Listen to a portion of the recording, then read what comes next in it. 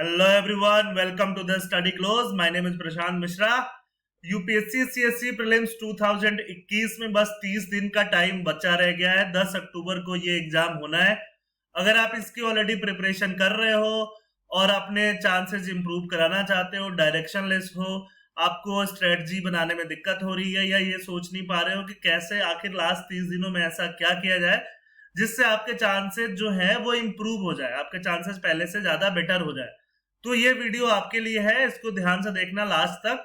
काफी सारी नई चीजें आपको इसमें सीखने के लिए मिल सकता है जो आपकी स्ट्रेटेजी में आपको हेल्प कर सकता है इस प्रीलिम्स एग्जामिनेशन के लिए. ये वीडियो उनके लिए नहीं है कि 30 दिन में कैसे प्रीलिम्स क्रैक करें. वो 30 दिन में प्रीलिम्स कभी क्रैक नहीं होता. अगर आप ऑनगोइंग स्टडी में हो, ऑनगोइंग प्रिपरेशन में हो और लैक ऑफ गाइडेंस फील कर रहे हो, लैक ऑफ स्ट्रेटजी फील कर रहे हो, तो ही ये वीडियो आपके लिए यूजफुल है. तो जो पहला पॉइंट मैं आपको बोलना चाहूंगा कि 12 से 14 घंटा कम से कम डेली आप पढ़ाई जरूर करो. 30 दिन लास्ट के बचे हुए हैं. मैक्सिमम आवर्स जितना आप पढ़ सकते हो पढ़ो. अब कोई यहाँ बोल सकता है सर क्या इतना सस्टेनेबल होता है? बिल्कुल, 12 घंटा तक इजिली सस्टेनेबिलिटी से आप पढ़ सकते हो. कोई कोई 13 या 14 घंटा ही पढ़ सकता है, बट उससे ज्यादा बियॉन्ड 14 आवर्स, 15-16 आवर्स 2-3 दिन तो ठीक है, बट 30 दिन के लिए पढ़ना पॉसिबल नहीं है. तो अगर आप कम पढ़ते हो, 6 to 8 आवर्स वाले कैंडिडेट हो, तो कम से कम 10 आवर्स प्लस उसको लास्ट टाइम में कर ही देना चाहिए, क्योंकि जितना ज्यादा आपके स्टडी आवर्स होंगे आप उतनी ज्यादा चीजों को रिवाइज कर सकते हो, बार बार रिवीजन कर सकते हो. तो ये चीज बहुत जरूरी है. जो लोग वर्किंग प्रोफेशनल्स हैं वो क्या कर सकते हैं, उनके पास इतना टाइम है नहीं, तो जितना टाइम है एफिशिएंटली अपनी सोशल लाइफ को कर्व करके वो टाइम आप यहाँ पे यूटिलाइज करो. लास्ट 10 दिन 15 दिन में अगर हो सके तो छुट्टी ले लो, ठीक है, जैसे भी आप ले सकते हो. Second point, cut off from everything else which consumes part of your energy. जो भी आप पूरे दिन में करते हो वो कहीं ना कहीं आपके दिमाग में चलता है, आपके अंदर घूमता है. तो अगर आप सिर्फ पढ़ाई पढ़ाई पढ़ाई करोगे तो वही polity, history, geography, current affairs आपके दिमाग में घूमता रहेगा.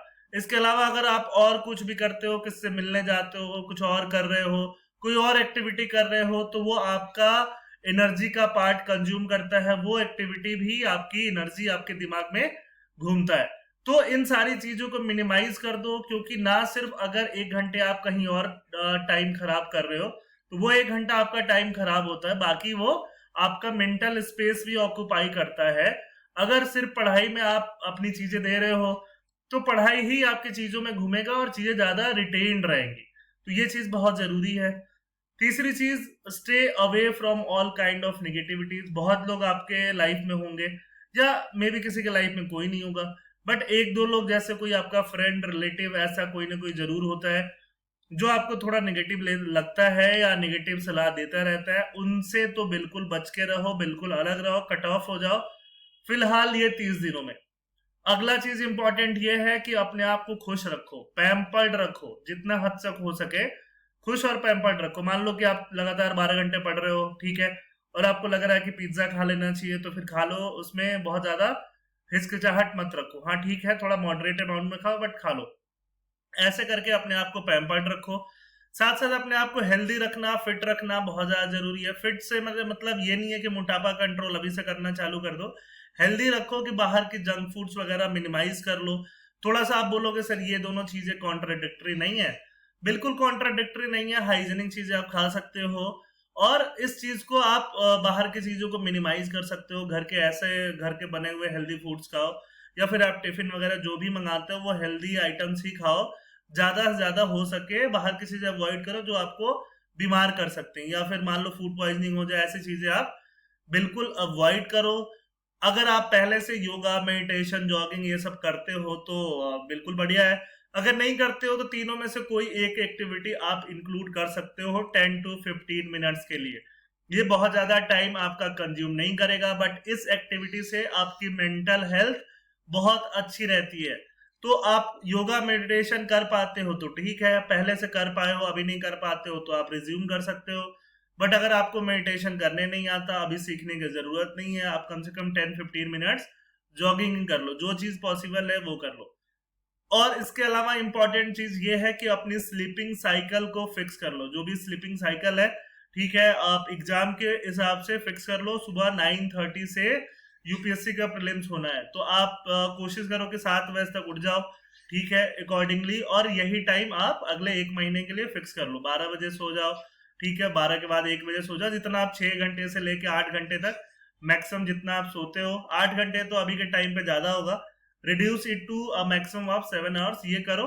बट 6 आवर्स से कम सोना, फिर आपकी रिटेनिंग पावर कम हो जाएगी, तो ये भी आपको नहीं करना है। इसीलिए 12 टू 14 आवर्स अ डे आप पढ़ाई कर सकते हो सस्टेनेबिलिटी से, ठीक है। तो ये कुछ इंपॉर्टेंट पॉइंट, इनको आप ध्यान में रख सकते हो। तो इसके अलावा अब किस पे फोकस करना चाहिए, अगले एस्पिरेंट्स का क्वेश्चन होता है कि ज्यादा फोकस किस पे करें, स्टैटिक पोर्शन पे करें, करंट अफेयर्स पे करें, टेस्ट सीरीज पे करें तो कैसे करें, ये चीजें काफी इंपॉर्टेंट हो जाती है। यहाँ सबसे ज्यादा कंफ्यूजन होता है, क्या करना चाहिए। तो सबसे इंपॉर्टेंट जो होता है वो स्टैटिक पोर्शन का रिवीजन होता है, स्टैटिक पोर्शन होता है।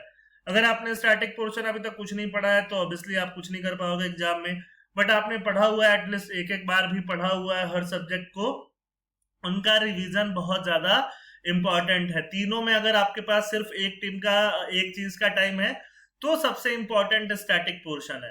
दूसरे चीज पे मैं मानता हूं कि टेस्ट सीरीज ज्यादा इंपॉर्टेंट हो जाती है डायनामिक पोर्शन या करंट अफेयर से, ठीक है। आप 1 2 3 ऐसे कैटेगराइज बिल्कुल एकदम थिन लाइन पे करके नहीं चल सकते, बट विजा विज देखा जाए तो टेस्ट सीरीज आपको ये बताती है कि आप कितना लैग कर रहे हो, पढ़ने के बावजूद भी आपकी एलिमिनेशन टेक्निक क्या होनी चाहिए, ये सारी चीजें आपको टेस्ट सीरीज से बताएगी। करंट अफेयर्स में क्या दिक्कत है, पहले जो करंट अफेयर्स आता था 2016-17 तक, 17 तक डायरेक्टली आ जाता था आपके पीटी 365 जो भी मंथली मैगजीन है वहां से उठ के।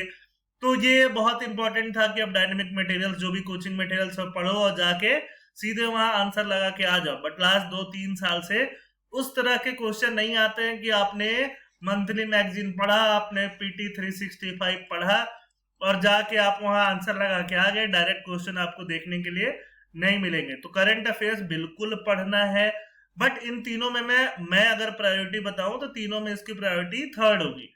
और इसको थोड़ा स्मार्ट वे में पढ़ना है, पढ़ना जरूर है, छोड़ के नहीं जाना है, ठीक है। छोड़ के जाओगे तो वैसे भी बहुत सारे क्वेश्चन आपके छूटेंगे, बट कैसे पढ़ना है, कैसे करना है, वो मैं आपको वीडियो में बताऊंगा। पहले आती है स्टैटिक पोर्शन। स्टैटिक पोर्शन आपको कैसे करना है, प्रायोरिटाइज करना है। ये जो इंपॉर्टेंट टॉपिक हैं स्टैटिक पोर्शन के, उनको आपको ध्यान में रखना है। कोई भी चीज, कभी ऐसा हो सकता है कि इन्वायरमेंट से क्वेश्चन बहुत ज्यादा हो, पॉलिटी से कम है, कभी ऐसा हो सकता है कि पॉलिटी से बहुत ज्यादा हो, इकोनॉमी से कम हो जाए।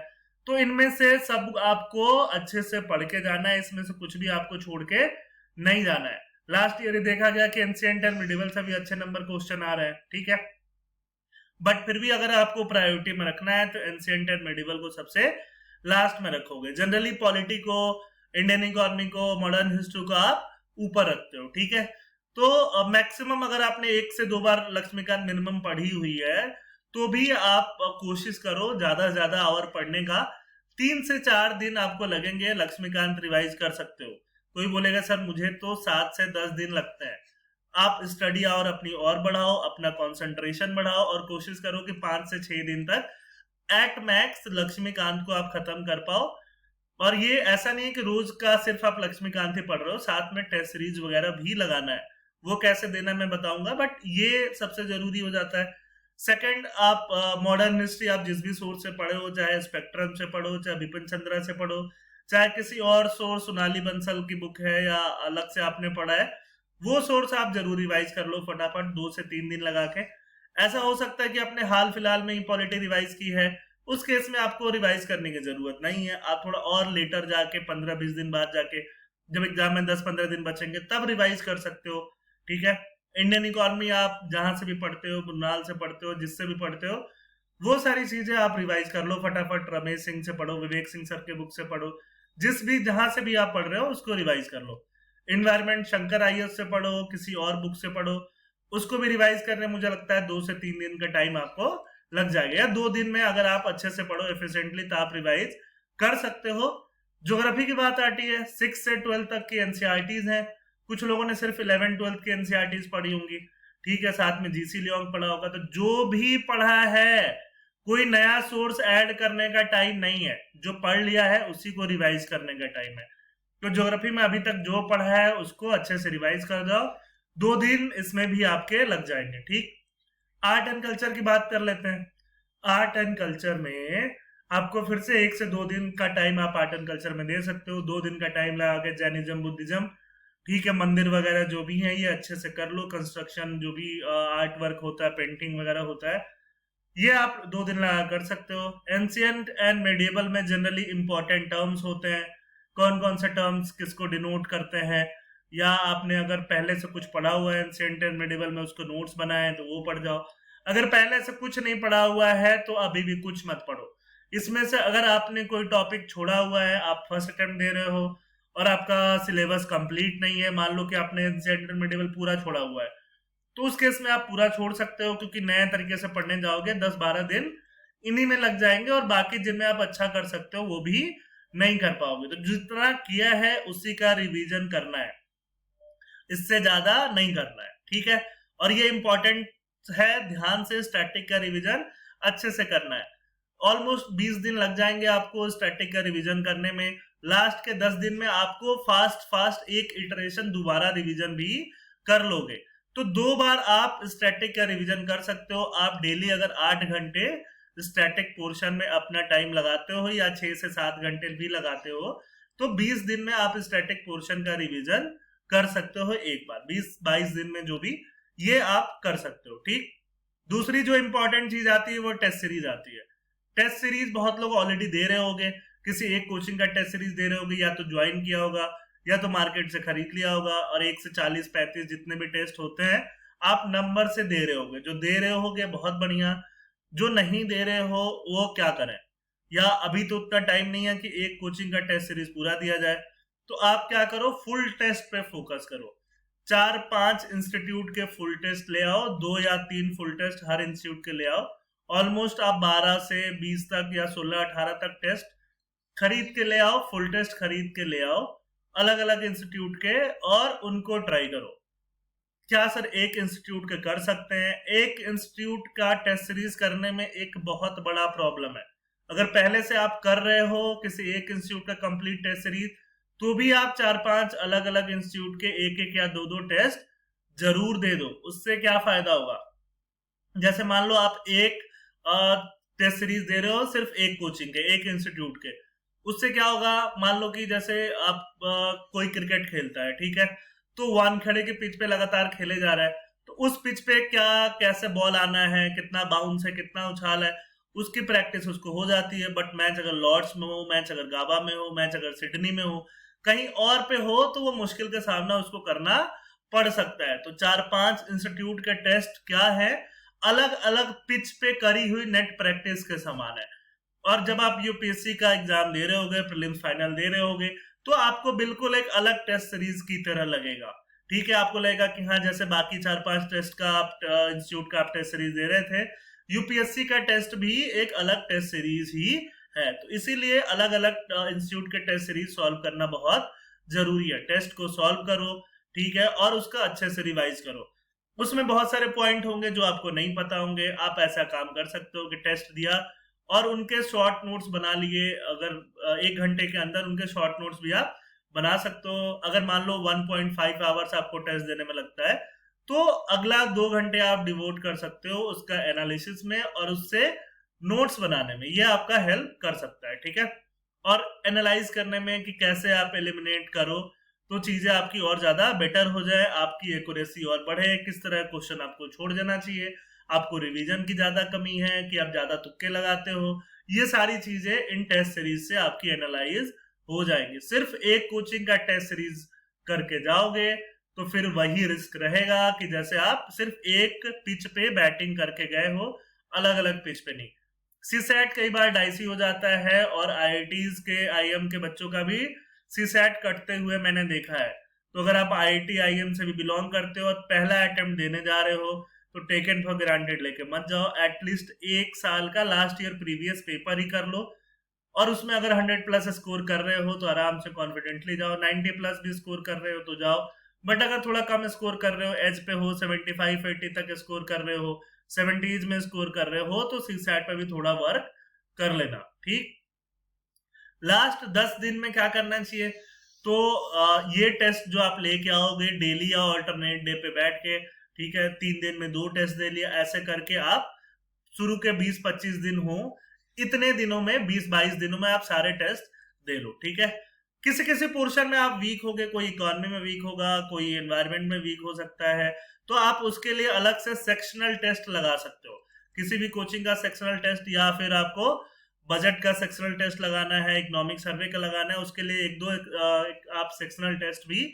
लगा सकते हो। तो ये इंडिविजुअल है कि कौन किस सब्जेक्ट में वीक है, उसको कैसे यहाँ पे प्रिपरेशन करना है। ठीक है, लास्ट 10 दिन में आपको क्या करना है, प्रीवियस ईयर पेपर लगा लेने हैं यूपीएससी के, कम से कम 2 पेपर तो लगा ही लेना, क्योंकि उससे आपको आइडिया हो जाएगा। जैसे मान लो यूपीएससी ही पेपर बनाने वाला है, तो उसकी पिच पे आप कैसे बैटिंग कर पाते हो उसका आइडिया आपको हो जाएगा।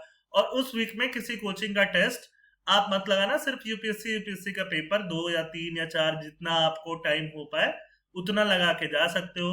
टेस्ट सीरीज की एक खास बात यह है कि जब भी आप टेस्ट लिखने बैठो, टेस्ट अटेम्प्ट करने बैठो, कोशिश करो कि आप सुबह 9:30 बजे से 11:30 तक इसी टाइम में बैठो। इसी टाइम में आपका पेपर भी होना है, आपका जो दिमाग है इसी टाइम पे सबसे ज्यादा एक्टिव रहे, सबसे ज्यादा चले, और आप अच्छा कर पाओ इसके अकॉर्डिंग। तो ये चीज बहुत जरूरी है, खासकर आप फर्स्ट अटेम्प्ट में हो तो ये चीज जरूर करके जाओ, या फर्स्ट अटेम्प्ट नहीं दे रहे हो, आगे अटेम्प्ट आपने दे रखे हैं बट प्रीलिम्स में आपकी हालत खराब रहती है, तो ये काम इस बार जरूर जरूर करके जाओ। ठीक है, करंट अफेयर्स डायनामिक पोर्शन की बात करते हैं। क्या ये लीस्ट इंपॉर्टेंट है? नहीं, लीस्ट इंपॉर्टेंट भी नहीं कह सकते, छोड़ के जाना है बिल्कुल नहीं, ये सब नहीं करना है, पढ़ के जरूर जाना है। बट मैं आपको बस जस्ट एक प्रायोरिटी ऑर्डर बता रहा था कि कैसे आपको करंट अफेयर्स को टैकल करना चाहिए। अगर आपने मंथली मैगजीन्स न्यूज़पेपर पढ़ा है, अच्छे से न्यूज़पेपर के नोट्स बनाए हैं, तो आप वो नोट्स अच्छे से रिवाइज करो। ठीक है, साथ साथ में अगर आपने किसी भी कोचिंग का मंथली मैगजीन पढ़ा है उनको अच्छे से रिवाइज करो। अगर मंथली मैगजीन नहीं पढ़ा है, किसी भी कोचिंग का पीटी 365 लो हर एक सब्जेक्ट का, और उसको एक बार 2 बार अच्छे से रिवाइज कर लो। ठीक है, ये उन 6-7 आवर्स के अलावा है। 6-7 आवर्स आप स्टैटिक पढ़ने में लगाओगे, 3 आवर्स to 3.5 आवर्स आप टेस्ट देने में लगाओगे, ऑलमोस्ट 3 to 4 आवर फिर आप यहाँ पे करंट अफेयर्स और डायनेमिक सेक्शन पढ़ने में लगाओगे। ठीक है, तो ये चीज भी इंपॉर्टेंट हो जाती है। पीटी 365 आप पढ़े हो तो ठीक है, या नहीं पढ़े हो तो आप पढ़ सकते हो, किसी भी कोचिंग इंस्टीट्यूट का पढ़ लो। क्या इससे डायरेक्ट क्वेश्चन आएंगे? बिल्कुल नहीं, डायरेक्ट क्वेश्चन नहीं आएंगे, इक्का दुक्का आ जाए तो आ जाए। बट हाँ, ये जो नॉलेज आप गेन करोगे कहीं ना कहीं एक आध ऑप्शन एलिमिनेट करने में जरूर काम आएंगे, पहली चीज। और दूसरी चीज इस चीज में काम आएंगे कि आपको पता रहेगा कि आपने पढ़ाई करी है और जो करंट अफेयर्स आया है वो इजी नहीं है, आउट ऑफ द पीटी 365 है, तो आप वहां पे एग्जाम के टाइम में लो फील नहीं करोगे। ठीक है, इन्वायरमेंट और साइंस एंड टेक से थोड़ा अजीब टाइप के क्वेश्चंस आ रहे हैं 1-2 सालों से अलग अलग। अगर आपके पास टाइम रहता है तो आप किसी एक और कोचिंग इंस्टीट्यूट से इसको कॉम्प्लीमेंट कर सकते हो। मतलब एक कोचिंग इंस्टीट्यूट से आपने सारे पीटी पढ़ लिए, किसी दूसरे कोचिंग इंस्टीट्यूट से आपने environment and science and tech extra लेके पढ़ लिया, या जिसका टाइम हुआ सिर्फ इन्वायरमेंट का टाइम हुआ उसको पढ़ लिया, सिर्फ साइंस एंड टेक का टाइम हुआ उसको पढ़ लिया। 80% मटेरियल आपको कॉमन ही मिलेगा, तो बहुत ज्यादा टाइम नहीं लगेगा।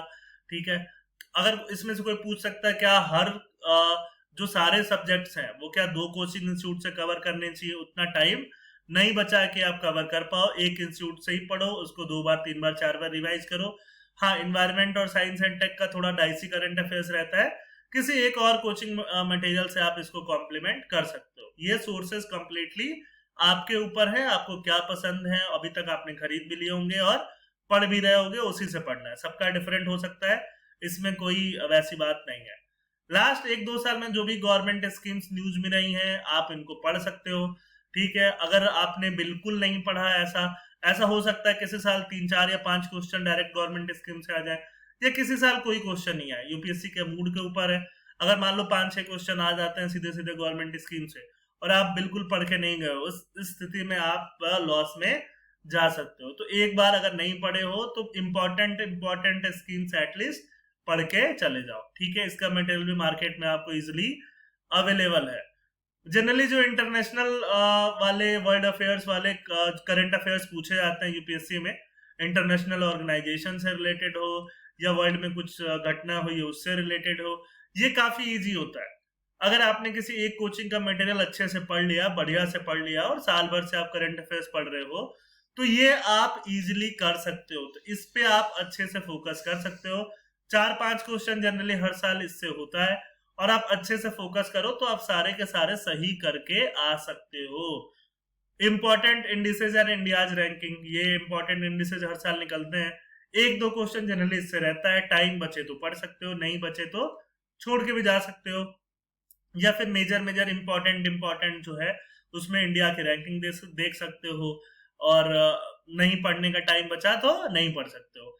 अब कोई इसमें से बोल सकता है सर स्टैटिक तो ऑलरेडी पढ़ा हुआ होता है, क्यों ना डायनेमिक पे टाइम लगाया जाए, डायनेमिक में मेहनत किया जाए। स्टैटिक तो वैसे ही हो जाएगा, उस पर टाइम क्यों लगाना है। स्टैटिक वैसे ही होगा, जरूर होगा, लेकिन गलत होगा। क्यों गलत होगा? क्योंकि आप बिना लैक ऑफ रिवीजन में छोटी छोटी चीजें मिस आउट करोगे और जहां आपको +2 मार्क्स लेने चाहिए वहां -0.67 मार्क्स लेके आओगे। तो ऑब्वियसली इससे आपका ओवरऑल लॉस होगा अगर आप स्टैटिक नहीं पढ़ते हो। और करंट अफेयर्स डायनेमिक जो है वाकई में डायनेमिक है, क्या आएगा नोबडी नोज। तो अगर प्रायोरिटी देना है तो स्टैटिक पे देना, ठीक है। At the end revise revise revise और एक पॉजिटिव माइंडसेट रखो।